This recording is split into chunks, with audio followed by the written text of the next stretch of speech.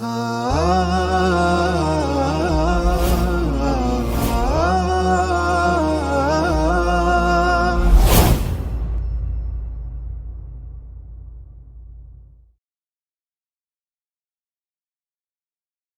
Ibu sekalian, dalam pertemuan-pertemuan yang lalu kita sudah bahas tentang kedudukan sholat yang begitu agung, kedudukan sholat yang begitu istimewa di dunia maupun di akhirat. Rasulullah SAW, beliau pernah meminta kepada Bilal radhiyallahu an, "Ya Bilalu arihna bis salah."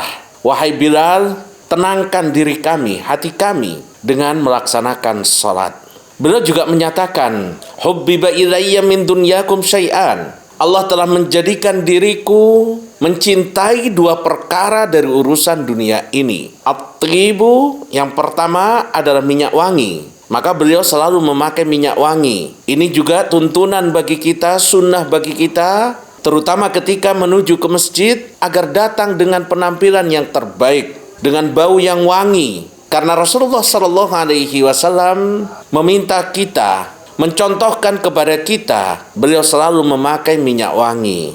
Dan Rasulullah SAW melarang kita menolak seseorang yang ingin memberikan kepada kita minyak wangi. Yang kedua, an-nisa, istri, wanita. Dua hal ini Allah Subhanahu wa ta'ala menjadikan dalam diri Rasulullah SAW mencintai dua perkara dari urusan dunia ini, minyak wangi dan wanita. Akan tetapi puncak ketenangan hidup beliau bukan ada pada keduanya. Beliau menyatakan, "Waju'ilat qurratu aini fis shalah." Dan Allah Subhanahu wa ta'ala menjadikan puncak ketenangan batinku, Allah menjadikan ketenangan diriku ada ketika aku melaksanakan sholat. Bapak Ibu sekalian, oleh karena itu sudah sepantasnya kita untuk mendirikan sholat kita dengan sebaik-baiknya. Dan yang paling penting dari bagian sholat adalah rukun. Rukun adalah perkara-perkara yang menjadi tiang sahnya sholat kita, yang apabila ditinggalkan satu saja dari rukun itu, maka batallah sholat kita. Oleh karena itu, ayo kita fokuskan pikiran kita, hati kita, kita kaji bareng-bareng apa saja rukun-rukun sholat yang tidak sah sholat kita apabila ada yang tertinggal darinya.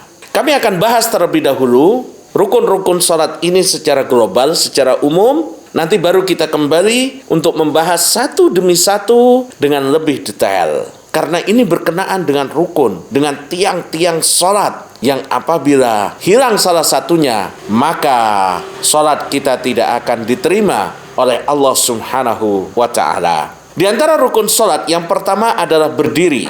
Lalu yang kedua takbiratul ihram. Yang ketiga membaca Al-Fatihah. Lalu kemudian ruku, dan dalam ruku itu harus tumakninah. Nanti insya Allah akan kita bahas satu persatu, kita akan kembali Bapak Ibu. Setelah ruku dengan tumakninah, lalu kemudian kita iktidal, ya, bangun untuk iktidal. Lalu iktidal, berdiri, dan tumakninah lagi.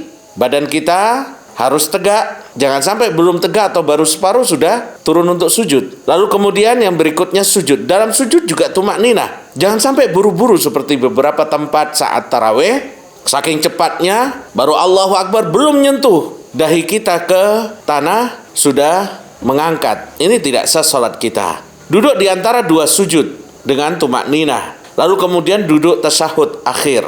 Di dalam tasyahud akhir kita membaca tasyahud, insya Allah nanti akan kita kaji. Lalu kemudian salawat kepada Rasulullah SAW. Dan yang berikutnya salam, di mana salam itu adalah akhir dari kegiatan sholat kita. Rukun-rukun ini harus dilaksanakan secara tertib. Tidak bisa kita sujud dulu baru rukuk misalkan. Ini tidak bisa. Jadi rukun-rukun tadi harus dilaksanakan secara tertib. Yuk ikut jadi orang tua asuh untuk lebih dari 5.000 penghafal Al-Quran.